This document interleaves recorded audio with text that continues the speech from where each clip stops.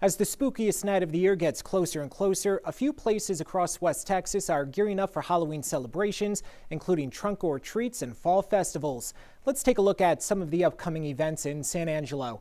This Friday, College Hills Bodega is hosting its third annual trunk or treat. It starts at 5 p.m. The Door Christian Fellowship Church is holding a trunk or treat of its own from 7 to 8:30. Looking ahead to Saturday, the Concho Valley Electric Co-op is hosting trucks and treats. That runs from 5 to 7:30. The weekend is also shaping up to be a spooktastic one in Abilene. From 2 to 4 on Friday, several businesses from South Clack Streets Plaza and Park Central will host a trunk or treat.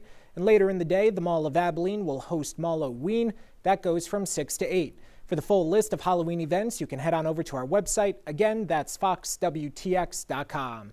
Back in the Concho Valley, San Angelo Community Hills Christian Church is also putting on the finishing touches ahead of its own trunk or treat. The past reasoning behind a more community-based celebration this fall stems from having the community's best interest at heart. Fox West Texas's Ethan Purcell has the story. Trunk or treat originally came about, back in the day when there was a scare about what were you getting in your Halloween candy when you were out trick or treating, going from house to house, didn't quite know what you were getting. And so, and not just churches, but different organizations started doing trunk or treat. Some of them call them fall festivals, but the idea was it was a safe alternative to just going out and going down the street and getting whatever candy you would. It had been, it'd been checked or verified, or it was through members of the churches. Schools did the same thing for a little bit, and that's carried on. Holmes also says, as a church, trunk-or-treating also presents an opportunity to spread the gospel, but the advantages over traditional trick-or-treating continue.